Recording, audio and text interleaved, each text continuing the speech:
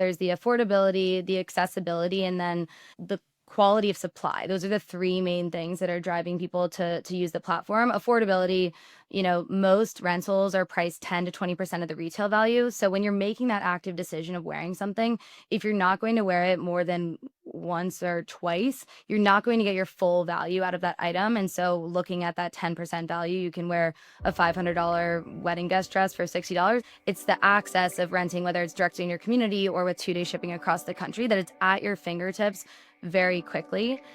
People are often, in a pickle situation where they get invited to something super last minute. They don't love something in their wardrobe. There's a new trend that they want to participate in, and we are allowing them to be able to do that within just a couple days. That is Julia O'Mara, co-founder of peer-to-peer fashion rental platform Pickle. Hello and welcome to another episode of the Create Tomorrow podcast. I'm your host, Cassandra Napoli, head of consumer forecasting at WGSN. Every 2 weeks, I will take you on a journey to examine how trends are translated into aesthetics and product design. In this episode, we'll hear from Brian McMahon and Julia O'Mara, co-founders of peer-to-peer fashion rental platform Pickle. This episode marks the first of 2 episodes dedicated to sustainability on Create Tomorrow this month. Brian, Julia, and I discuss how brands could eventually be designing and merchandising for the rental market. Brian, let's start with you. I'd love it if you could briefly share who you are, what you do, and a bit about your career journey so far. I'm one of the co-founders and the CEO of Pickle. Pickle is a rental and resale marketplace. It's kind of like an Airbnb, but for things that you own.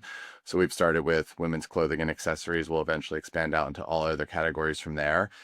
Got into this business through pretty unconventional ways, as I guess most startups happen. I met Julia when we were working together at Blackstone. We worked on a number of different projects together. Just thought we worked really well together. And, when we had the initial idea for the first version of the company that we started before we pivoted into the rental and resale marketplace, I thought no better person to work with than Julia on it. Amazing. And what about you, Julia? Yes, I'm Julia O'Mara. I am the other co-founder and COO of Pickle. It's been awesome to be able to start this company. I guess we've been out of Blackstone for almost 5 years now. We're coming up on 4 years of building this marketplace, which has been super exciting, and we have a lot to do this year, but I'm sure we'll dive into all of that in this conversation. Yeah, so I think that's a good place to start. For those listening who aren't familiar, can you explain what Pickle is for maybe somebody who's not a young woman interested in selling her closet? Yeah, definitely. So Pickle is a rental and resale marketplace. It can look and feel kind of like an Airbnb, but for things that you own. So we say that because it's a lot of peer-to-peer sharing. We have started with women's clothing and accessories. We'll eventually expand out to all other categories from there. But basically the way it works right now is women will upload items from their closets, whether it's a dress, an outfit, ski gear, kind of anything in that realm. And then they will basically offer to lend it to other people. So, a customer can come on to the marketplace, find an item that they're really excited about, say, hey, I want to, borrow this for my trip to Aspen, or I want to borrow this for a vacation I have over to Italy, or just my friend's wedding, whatever it is. They can enter their dates, and then they can make an offer to rent the item. When the owner of the item can accept that offer. And then we have a couple different ways that the items get exchanged. The first is through door-to-door courier delivery. So you can think of it sort of like DoorDash, but for clothes. And then the second is shipping, which is a bit more conventional. And then the last is an in-person meetup, or what we call a handoff. Yeah. It's actually why we're called Pickle, because if you're in a pickle and you need a last minute outfit, you can rent same day in your city or with 2-day express shipping across the country. What problem were you trying to solve when you got into this? Like, why women's clothing and accessories as the go-to? We were trying to help people make better purchase decisions through the use of social polling. So basically, if you were in the market shopping for something new, whether it was a new dress, a suit, some shoes, you could post a few options in the form of a poll to a community of users with similar style preferences, and they would basically be able to vote on what to buy. So the whole idea was to introduce social proof into the purchasing process. So we ran with that idea for about a year, and then we noticed that we were able to acquire a lot of new users, but we weren't able to see high retention rates. So we were looking for ways that we could potentially pivot or make the platform a little bit more compelling. And what we noticed is that in the comments of a lot of the polls, we saw people that were recommending items that they already owned. Oftentimes even saying, hey, you can borrow this from me, or I would really recommend this. I love this. So it just kind of set off a light bulb of what if we let people rent, lend, borrow, and buy to and from each other. And that's when we decided to pivot the marketplace into what it is today. From a consumer behavior, so for context, I'm a consumer forecaster, so I'm always interested in the sort of psyche behind things. We've been forecasting for years that young people in particular are less interested in owning tangible things, right? They want sort of the fluidity and the flexibility. Is that kind of a motivator for Pickle as well? Our whole goal is to better match access with intent. So what I mean by that is if you're shopping for something and you're planning to use it once, maybe twice, whether that's wearing it to your friend's wedding and you're going to take a bunch of photos and you don't want to rewear the item, or you're not really a skier but you want to go on the ski trip with friends, we want to basically be able to help facilitate you renting that item because that's the best way for you to access it. However, if you're a big time skier, we also want to help on that side as well and help you access items that you might wear all the time. Therefore, we'd want you to buy it. So the way we approach it is not as much to define what you should and shouldn't own, but it's more to help you better match the access with your intent. You say it's peer-to-peer, but do you have any interest in brands kind of coming into the fold?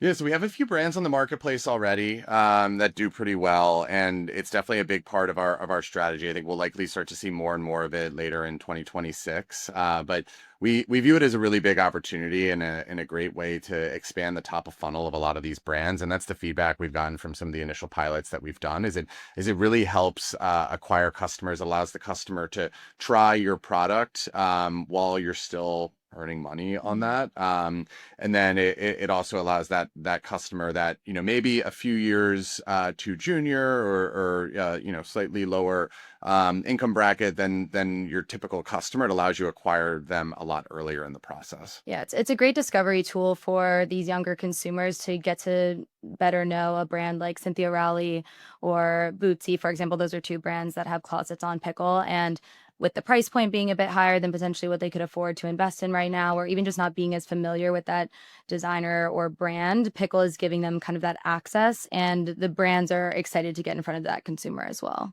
Do you see Pickle as sort of complementary to brands or as more of a disruption to the traditional retail model that we've seen?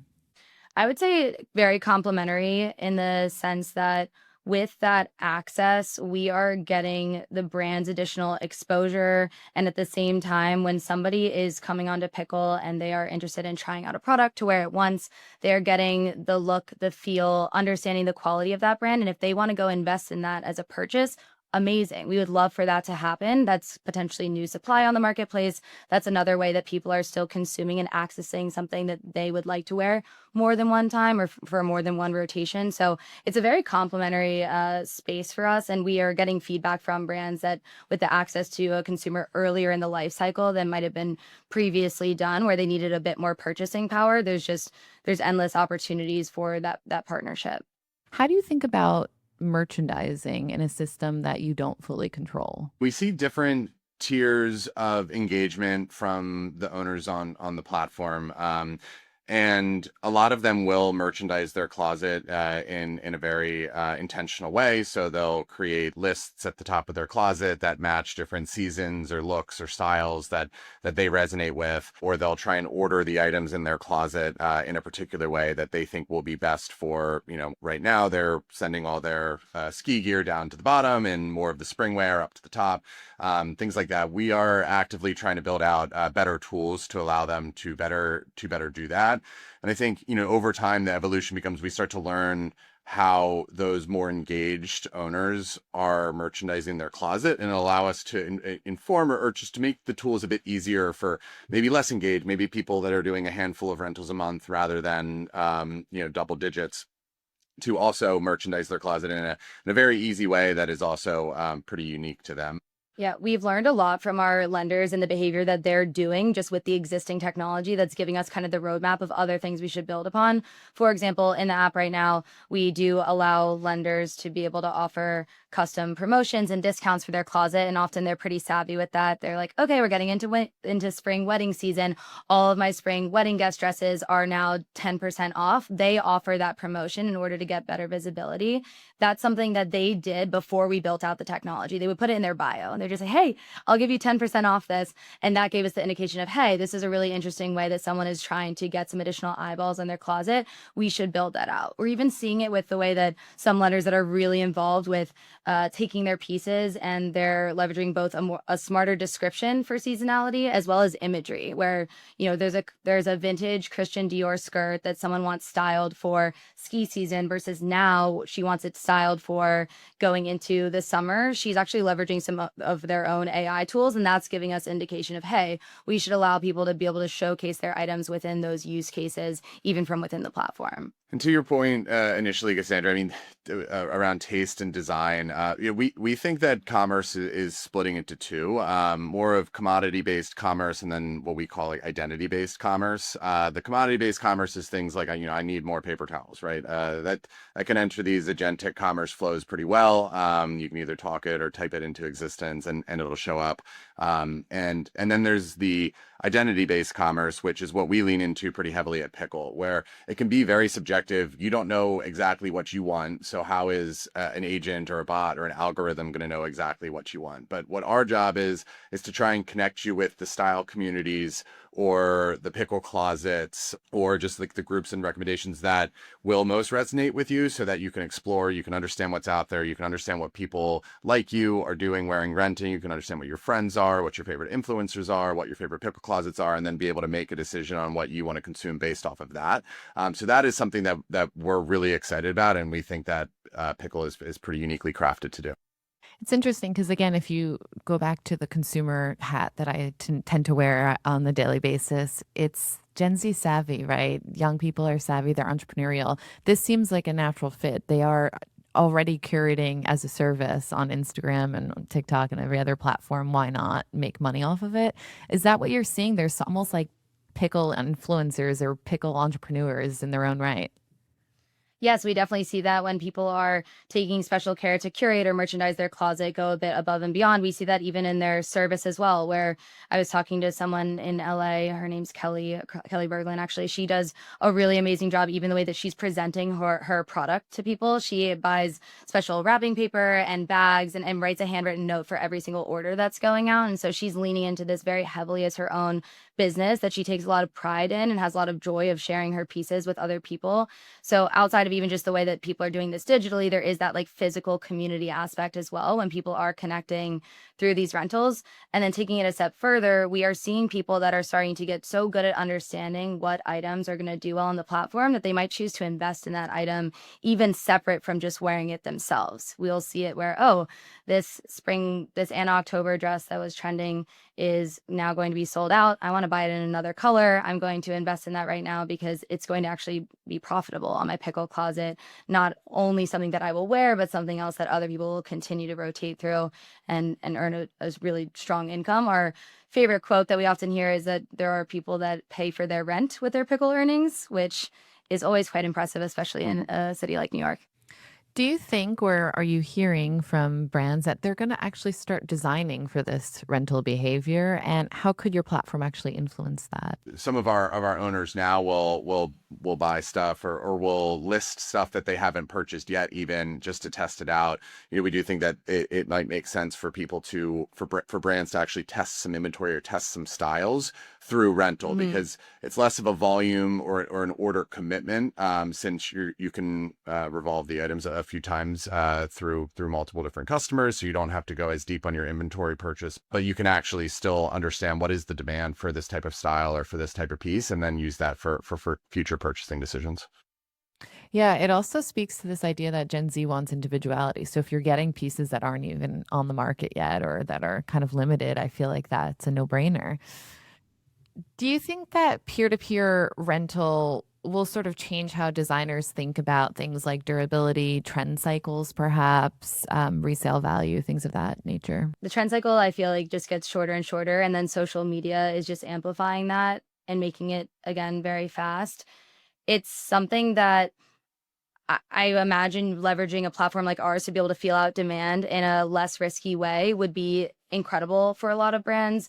We see obviously the lenders are doing that on our side, but I mean, I think that brands leaning into the way that people are adopting these trends and wanting to participate in them, like we're giving people access to participate in a trend and wear a really high quality, amazing piece without turning to fast fashion as their way to participate in a trend that a brand would want to lean into, given it's, weeks when you see something that changes versus the previous buying cycle that would be seasons in advance. And one of the things that we're starting to pilot working with brands, a few different brands are as well, is data feeds.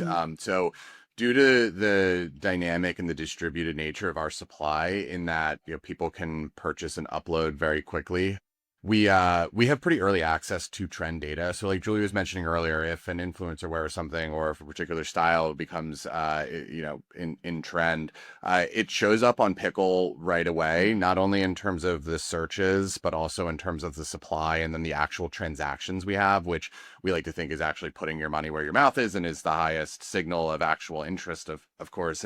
And so giving brands that type of early access to what is trending right now, which can inform either marketing decisions by them or future purchasing decisions, et cetera, has been something that brands have been pretty excited about when chatting with us, and we're excited to do more so with additional brands in later in this year.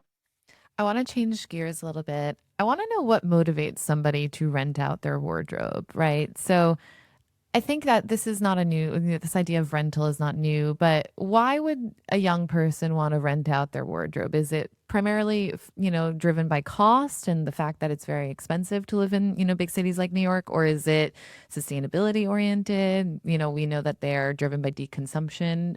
That's kind of quite a big trend at the moment. So where do you kind of see that? There's a few different value props that we always talk about. There's the affordability, the accessibility, and then the quality of supply. Those are the three main things that are driving people to use the platform. Affordability, most rentals are priced 10 to 20% of the retail value. So when you're making that active decision of wearing something, if you're not going to wear it more than once or twice, you're not going to get your full value out of that item. And so looking at that 10% value, you can wear a $500 wedding guest dress for $60. Fantastic. It's amazing savings. It's the access of renting, whether it's directly in your community or with 2-day shipping across the country, that it's at your fingertips very quickly. People are often, in a pickle situation where they get invited to something super last minute. They don't love something in their wardrobe. There's a new trend that they want to participate in, and we are allowing them to be able to do that within just a couple of days. And then the last point of the supply aspects, kind of alluding to also this identity and almost the fluid aspect of both trends and things that you might want to personally experiment and with your own identity in fashion. We are allowing you to see something online, get inspired by something in your real life, in the world, and experiment with that without the attachment, without adding something brand new to your closet. Try a new color, try a new style that might be a little bit out of your comfort zone. And a lot of people talk about that, where they are getting exposed to new brands and styles and things that they never would have invested in without having this option to be able to rent it at a really affordable price. Yeah. I think one thing that gets me is that we live in a very much we're moving towards a very frictionless society, right? Everything is just kind of easy. It seems very, very there's no disruptions. Peer to peer, I think there could be some disruptions. Like, people are human. They have they change their mind. They create mistakes. What are some of the large friction points that could disrupt this model? Yeah, I mean, I think anytime that you're relying on third parties for anything, it can create some friction. Even the FedEx and UPS, the providers that we all rely on for every single thing that it seems like we consume nowadays, right? Or through the Amazon delivery. They're not perfect. And there's things that could happen. Our goal is to try to work with these providers to make the experience as frictionless as possible. and then really understand what could go wrong, so that if something does go wrong, we make the resolution of that issue as frictionless as possible. Yeah, and it's a double-edged sword because there's friction points to it, but then there's also amazing value that's added with making this peer-to-peer and human-to-human, because you have a question about how this dress or party outfit or whatever is going to fit you. You DM that person personally and you're saying, "Hey, I'm 5'7" and I am typically wearing these sizes. How is this going to fit on you?" And someone's sending over additional imagery or sending over a better description. And you're having that confidence of borrowing that piece. And there's also the additional kind of accountability and community social proof aspect when you are borrowing from someone directly, where you will be getting a personal review, just like you do on Airbnb. You want to treat someone's item with love and care and make sure that you're upholding that high standard, because that's how you'll continue to participate on the marketplace. So there's two sides. It does help a lot as well of having that accountability on the peer-to-peer level. I want to talk about your physical store space because you guys seem like massive digital disruptors, but you do have a physical store space. Interestingly, all the data says that Gen Z actually wants to go back to the store. They want to touch, they want that emotional experience, that sensorial hunger that they've experienced during their early adulthood during COVID is real, and they really want tactility. What is the physical store experience like for you, and how do you decide what merch is present in the store space? It's been exciting to be able to invest in that in-person community aspect, and I think it's something that everybody's talking about right now, and it's something that I'm glad that we really leaned into in like the earliest days of Pickle. But the in-store experience is basically just taking that rental and being in person. You now get to try on the outfit. It's a little, you get the taste and the feel. You understand the types of brands and the quality items that are there. Often in the store in New York City, we're featuring a variety of closets, including some top closets, but also some influencers that are really excited to market their closet, talk about that, provide access to really exclusive supply, some high-end brands that some other people might not have in their closets. And when we're thinking about the merchandising, there's a combination of how are we making sure that we're spreading awareness about Pickle with the closets that are getting featured here, but also thinking about the uniqueness and the value of the items that they're bringing in. When someone is really, really excited about investing in vintage Dior and that's in their closet, we would love to have that featured in the Pickle store. And that's a great way to give a strong impression to our community.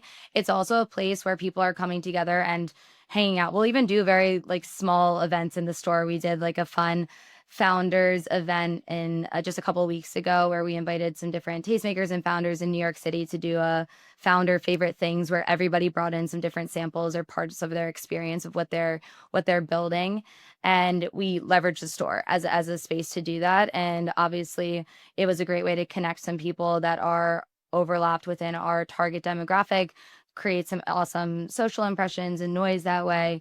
But we're continuing to hear from our community how important that is. It's why we most recently opened a pop-up in Miami to be able to offer, again, that in-person experience of trying on the rentals, but also providing a community activation space. The first thing you did say, Brian, was that you have ambitions to move beyond just fashion and accessories for women. Do you think that we're moving into a world where this idea of rental and not really owning anything at all is going to expand beyond just Airbnb and Uber and, now Pickle? So the second most popular item rented last year was actually a high definition Canon camera. The Dyson Airwraps do very well, especially the ones with the European converters for when people are going on trips over there. And we started to see luggage, things like that.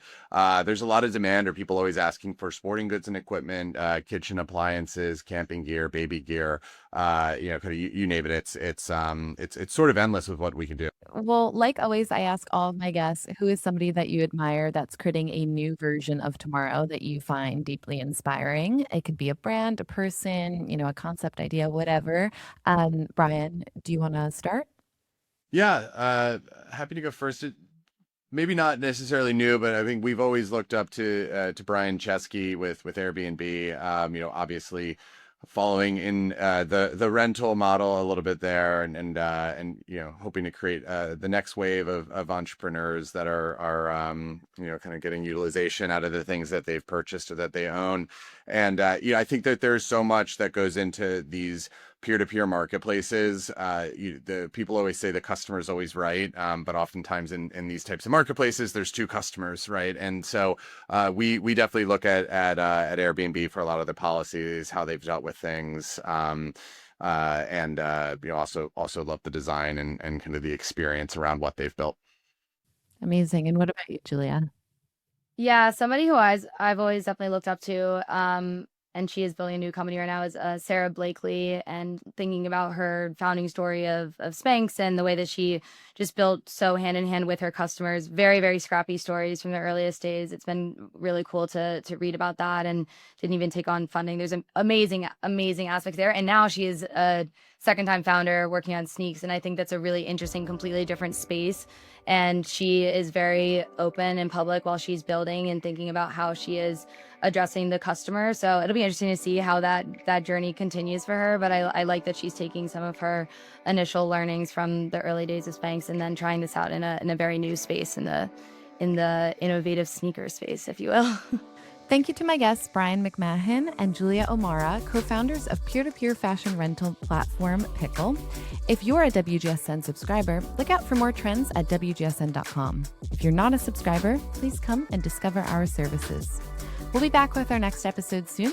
In the meantime, you can catch the CEO of WGSN, Carla Buzashi, next week on our other podcast, Lives of Tomorrow. I'm your host, Cassandra Napoli. Be sure to follow and subscribe to this podcast, and see you next time.